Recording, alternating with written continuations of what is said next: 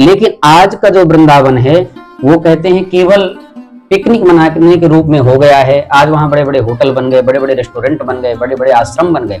तो कहते हैं आश्रम बनना अच्छी बात है, होटल बनना भी अच्छी बात है, लेकिन उस समय जब वृंदावन जो होता था, जो वृंदावन भक्त जाते थे तो केवल ठाकुर जी युगल सरकार के दर्शन करने के उद्देश्य से जाते थे। लेकिन आज जो वृंदावन में जाते लोग तो सिर्फ केवल वहां, अगर ये बात कहनी नहीं चाहिए, पर जो हम लोग वहां रहते हैं तो देखते हैं तो स्थिति आजकल लोगों के भक्तों की वहां केवल सिर्फ दिखावा शो हो गया। मेरी उठे भी रह के पीर सखी वृंदावन जाऊंगी, और लेकिन अब जाकर वहां क्या करूंगी, बोले रील बनाऊंगी, वहां मैं भीड़ बढ़ाऊंगी। तो वृंदावन अब सिर्फ वहां रील बनाने का ही जरिया हो गया है। तो कहना तो गलत है वैसे, पर वृंदावन की महिमा जो आप पूछ रहे थे, तो वृंदावन का मूल जड़ केवल यही है कि जहां पर घोर जंगल था, केवल भगवान की नित्य लीलाएं थी, नित्य क्रीड़ा थी, वही वृंदावन था। आज तो वृंदावन तो शहर बन गया हमारा। तो साथियों, सबको राम राम। आज मैं एक ऐसी जगह आया हूँ जो ये वृंदावन से आए हैं कुंडल जी महाराज। इनसे मैं आपको परिचय करवा दूं कि ये वृंदावन में रहते हैं और भागवत कथा करते हैं, और संयोग से इनसे हमारी आज मुलाकात हो गई। तो आज हम कुंडल जी महाराज से ये पूछेंगे कि पहले के वृंदावन में और अब के वृंदावन में क्या फर्क है। और ये चित्रकूट दर्शन करने ही आए थे, तो इन्होंने चित्रकूट का जो इनका अनुभव था वो पता करेंगे, इनसे पूछेंगे समाज हमारा किस ओर जा रहा है।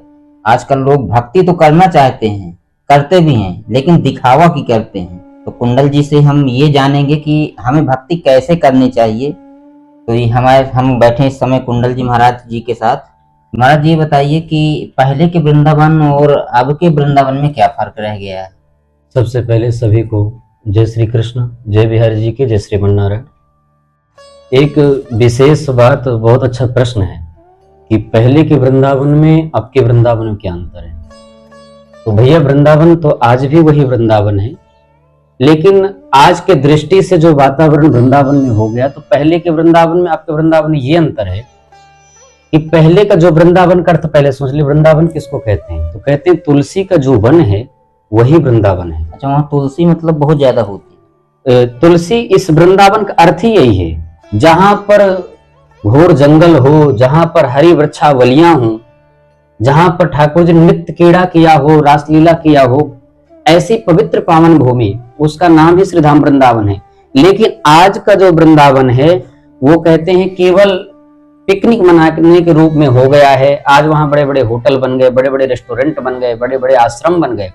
तो कहते हैं आश्रम बनना अच्छी बात है, होटल बनना भी अच्छी बात है, लेकिन उस समय जब वृंदावन जो होता था, जो वृंदावन भक्त जाते थे तो केवल ठाकुर जी युगल सरकार के दर्शन करने के उद्देश्य से जाते थे।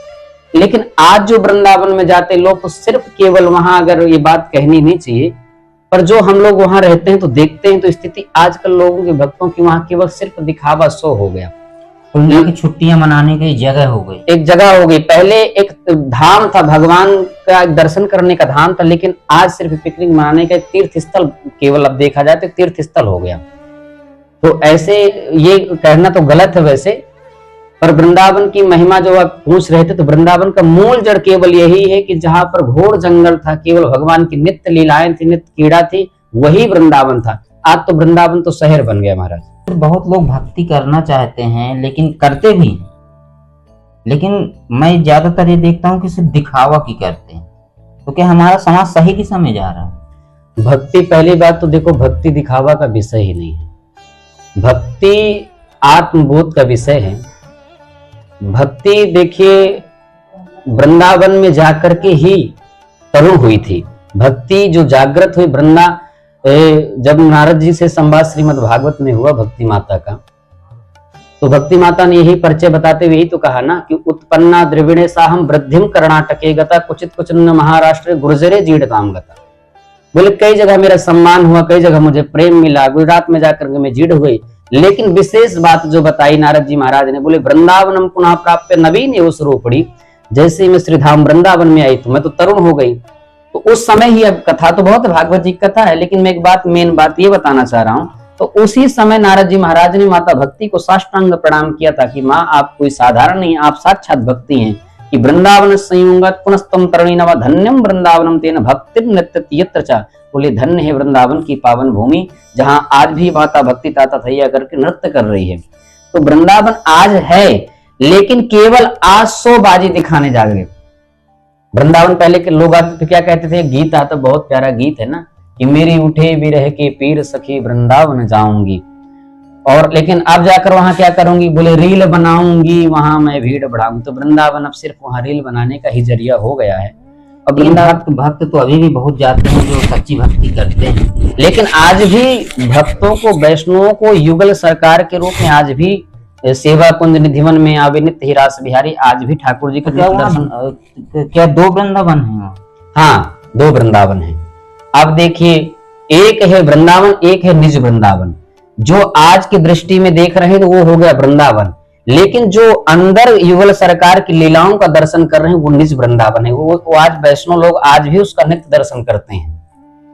और वहाँ ऐसी भगवान की क्या क्या लीलाएं हैं जो मतलब लोग जानना चाहते हैं?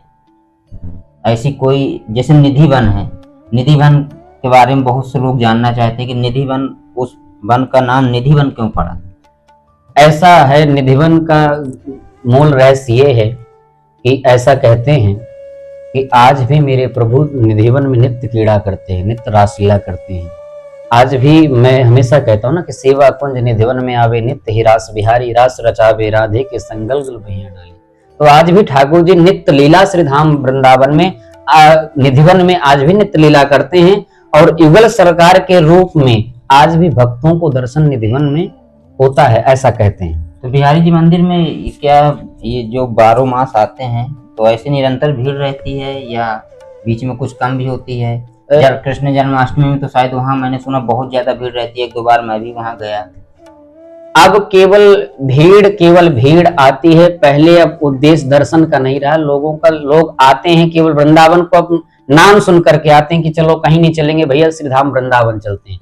तो वृंदावन यदि दर्शन के दृष्टि से जो आते हैं तो उनका जीवन तो सार्थक है, लेकिन जो पिकनिक मनाने के रूप से दर्शन करने बिहारी जी के आते तो उनका जीवन वृंदावन में आना सार्थक नहीं है। तो कभी वृंदावन में पधारे तो बिहारी जी का युगल सरकार के दर्शन के रूप में ही वृंदावन में पधारे। ये सुना था कि मतलब जो बिहारी जी मंदिर है उनके पट तुरंत बंद करते हैं, खोलते हैं, क्या उनको नजर लग जाती है? ये उसका राज है, ऐसा वहाँ संतों के मुख से हमने सुना, ऐसे वहाँ के गोसाइयों के मुख से सुना कि ठाकुर जी कैसे हैं।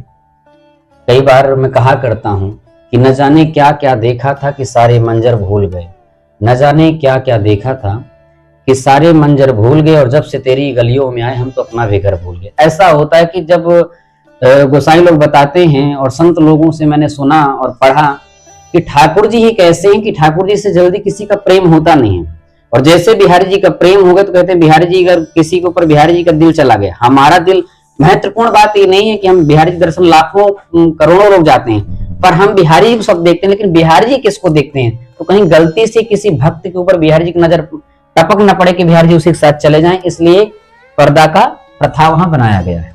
खोलते रहते हैं, बंद करते रहते हैं जी। और ऐसा वृंदावन के महात्म्य में आप कुछ बताएंगे? वृंदावन की तो बड़ी महिमा है महाराज। वृंदावन की महात्मा क्या, मैं अभी बार बार वृंदावन की इतनी महिमा है कि बार बार मैं यही कह रहा हूं कि वृंदावन को 2 आंखों से देखते हैं लोग, एक है आध्यात्मिक, एक है भौतिक। यदि आप भौतिक आंखों से श्रीधाम वृंदावन को देखते हो तो आज के समय में वहां जो मैं बताया ना, वृंदावन, निज वृंदावन और वृंदावन, तो भौतिक आंखों वालों की दृष्टि से देखोगे तो आज का वृंदावन दिखाई देगा। यदि आध्यात्मिक दृष्टि से देखोगे तो आज भी श्रीधाम वृंदावन के कण कण में युगल सरकार को आपको दर्शन होगा, तो निज वृंदावन है। और एक बात और, वृंदावन की आप महिमा की चर्चा कर रहे हैं तो वृंदावन की तो इतनी बड़ी महिमा है। वृंदावन महिमामृतम में एक सूत्र है, यत्र प्रविष्टो सकलोपि जंतु आनंद सच्चित घनता मुपैति। बोले कहते हैं भैया कोई वृंदावन की सीमा में एक छोटी सी छोटी चेटी भी, एक छोटा सा छोटा कीट भी श्रीधाम वृंदावन में प्रवेश करता है तो कहते हैं वो भी भगवान सच्चिदानंद का स्वरूप हो जाता है। तो ऐसी इतनी बड़ी वृंदावन की सीमा की बात हो रही, वृंदावन में प्रवेश नहीं किया, केवल वृंदावन की सीमा में कोई प्रवेश करता है तो वो भी भगवान सच्चिदानंद का स्वरूप हो जाता है। तो विचार करिए वृंदावन की कितनी महिमा है। बहुत। तो साथियों, आपने देखा कि और सुना भी कुंडल जी महाराज का कि वृंदावन से पधारे थे चित्रकूट में, तो हमारी मुलाकात हुई तो हमने उनसे कुछ जानना चाहा तो उन्होंने बहुत सरल शब्दों में बताया। और ये भागवत कथा करते हैं। अगर किसी भक्त को कथा करवाना हो तो आप हमें कमेंट करके पूछ सकते हैं, हम इनका नंबर अभी आपको दे देंगे, आप सीधे इनसे बात कर सकते हैं। वृंदावन में इनका निवास स्थान है। तो मिलते हैं फिर कभी दोबारा भी, अगर मिलेंगे तो कुंडल जी के साथ अगली बार मुलाकात होगी वृंदावन में। तब तक के लिए सबको राम राम।